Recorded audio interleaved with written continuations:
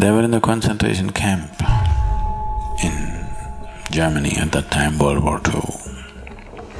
They come and call numbers. Those numbers are gone to the gas chamber. There is a young man, his number is called. The guy is terrified. A rabbi came up to him and said, "Son, don't fear this like this." A few days later, the war ended and this man lived.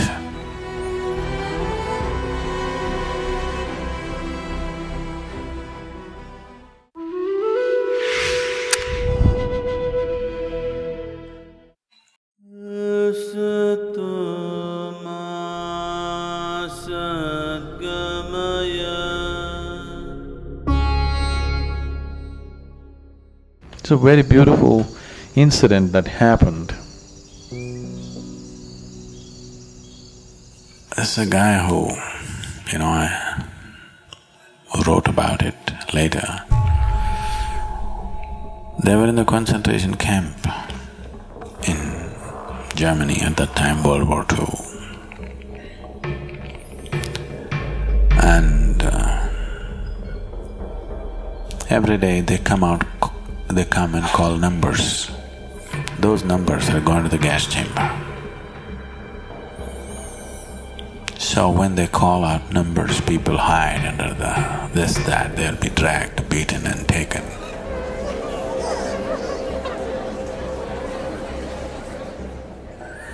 It's a horrible thing. So you don't know, tomorrow your numbers may be called. Every day they live in terror. Tomorrow it could be my number. Because they have a certain capacity for the gas chamber. They can only take that many numbers per day. And also for the world, they don't want to look like a whole concentration camp died in one day. They died slowly out of sickness and illness and this and that. So every day 15, 20 numbers will be called and they have to go.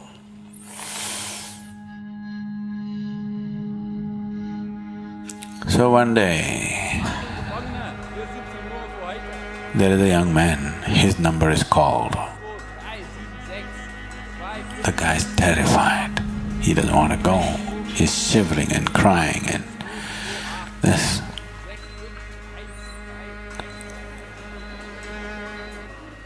A rabbi came up to him and said, "Son, don't fear this like this."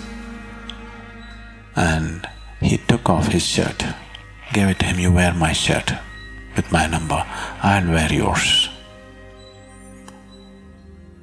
In that fear and that overwhelmed with the possibility of death, he took out his shirt and gave it to him. The rabbi wore the shirt and went to the gas chambers.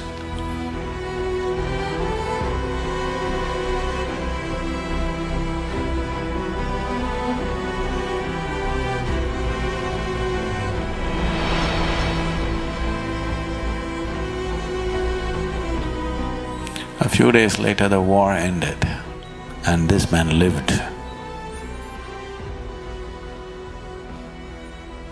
And, somebody actually wore your shirt and went.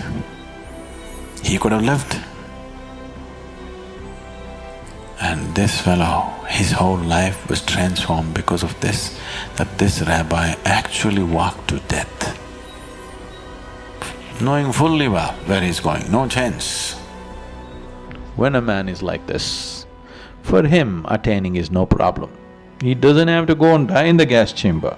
But just being like this, that I'm willing to keep myself aside and do what's needed right now, just very casually, no big fanfare about it.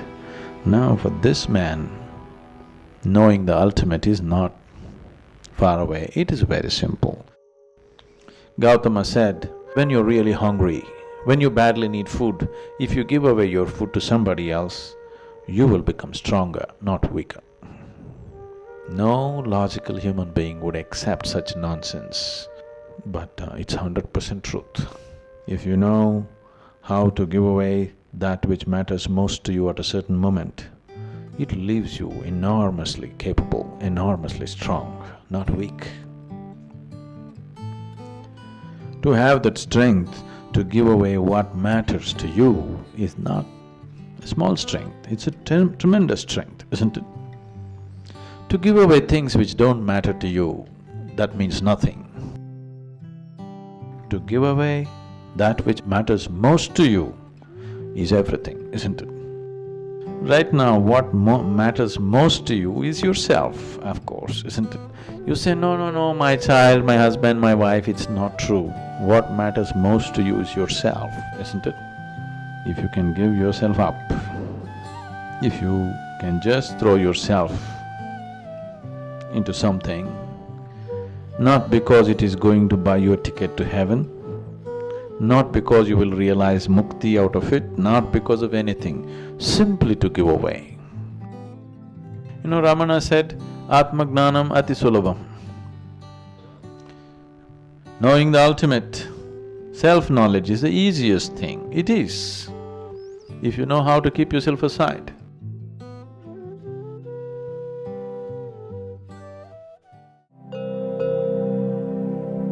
When we make an attempt to break the threshold of where we are, it can lead to lots of confusion. For those aspects for which you have no answers, I will answer. Just deepen the question. Just make the question very intense within you. I will take care of the answer.